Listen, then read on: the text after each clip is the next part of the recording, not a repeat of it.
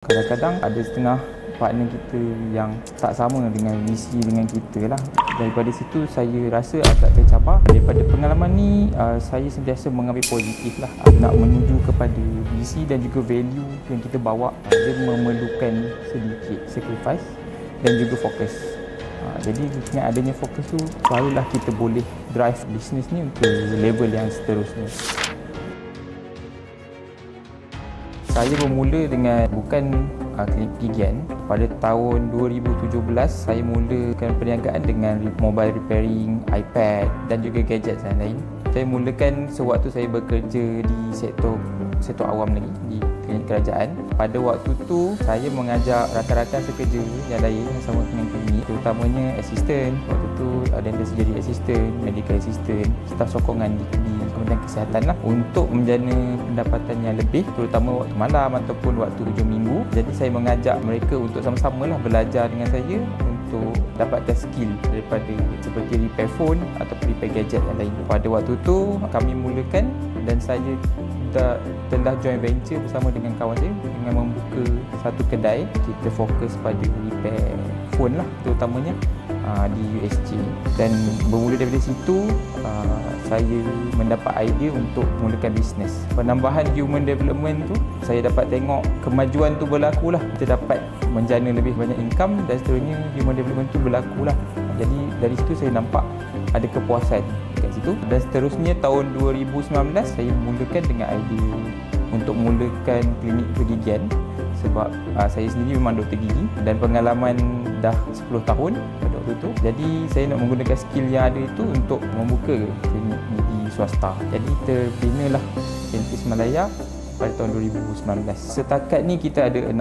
Yang terbaru ni di Melaka. Pada 2025 ni kita baru saja tambah 2 lah dalam bulan 1 ni. Kita ada branch Putrajaya dan Melaka yang terbaru. Kita mula dengan Sentul dan sekarang kita dah ada branch ke-6 lah. Doktor berkhidmat dengan KKM kan sebelum ni.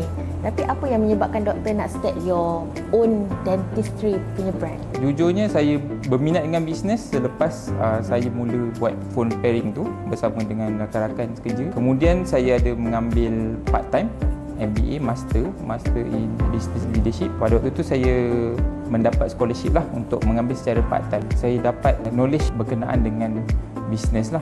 Kenapa saya start buka private untuk swasta? Sebab di kerajaan saya memang suka untuk memberikan servis lah kepada pesakit. Dari sudut bisnes, saya nampak bisnes ni membuka syarikat ni dapat membantu untuk gain skill untuk rakan-rakan dan juga kawan sekerja yang lain. Dari sudut klinikal, saya nampak di kerajaan kebanyakannya sangat limited untuk provide kepada para pesakit masyarakat ni untuk rawatan-rawatan yang kita panggil gold standard ataupun yang lebih up to date lah. Kita faham dengan dana dan juga bajet kerajaan tidak mampulah untuk bagi kepada semua masyarakat apa yang lagi advance. Jadi kita rasa waktu tu kita lebih suka untuk provide apa yang terbaru dalam perawatan dan juga servis dentistry ni lah, gigian ni lah. Contohnya di kerajaan memang susahlah untuk dapatkan rawatan seperti laser, digital dentistry macam 3D scan untuk mengambil data 3D pada pesakit, ataupun rawatan-rawatan yang seperti crown ataupun pembedahan gigi bongsu.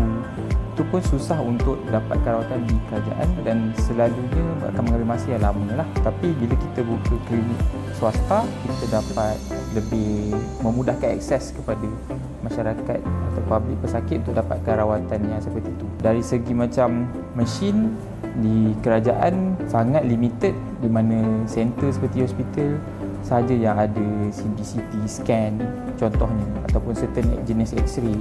Jadi rawatan yang macam braces ataupun rawatan-rawatan pakar pun aksesnya amat terhad dan limited untuk masyarakat dapat akses. So di sini kita boleh dapatkannya dengan lebih cepat dan selain kita cuba untuk cost effective lah. Apa cabaran terbesar yang you hadapi dalam masa sepanjang buka klinik gigi ni? Selepas kita buka setahun lebih, negara kita dilanda COVID-19. Jadi pada masa tu memang semua pun terjejas lah, semua sektor pun kebanyakannya terjejas lah. Jadi kita pun kena tempiasnya. Operasi klinik kita tak dapat buka 100% dan kita punya sales dan juga jumlah pesakit pun menurun lebih daripada 70%. Perkara itu berterusan lama, agak lama. Itu memang sangat mencabar dari segi pertama kali buka bisnes yang besar sikit dan ramai kerja. Jadi pada waktu itu agak challenging lah untuk memikirkan yang mana utama dulu untuk kita dahulukan. Dan selepas tu cabaran yang seterusnya ialah partnership lah. Kita memerlukan visi yang sama sebabnya kadang-kadang ada setengah partner kita yang tak sama dengan visi dengan kita lah. Daripada situ saya rasa agak tercabar. Saya perlu membeli balik lah semua share saya dan untuk tin bisnes yang ada waktu tu. Daripada pengalaman ni saya sentiasa mengambil positif lah. Nak menuju kepada visi dan juga value yang kita bawa, dia memerlukan sedikit sacrifice dan juga fokus. Jadi dengan adanya fokus tu barulah kita boleh drive bisnes ni untuk ke level yang seterusnya. Apa pesanan doktor untuk generasi muda di luar sana yang nak ikut langkah doktor? Pendapat saya untuk tahun 2025 ni, strategic planning lah paling penting. Setiap decision yang kita buat ni akan ada efek di masa depan. Jadi untuk siapa yang nak mulakan journey ni, perlu kuatkan dari segi mental, dari segi skill untuk supaya bila bertemu cabaran kita dapat atasi lah.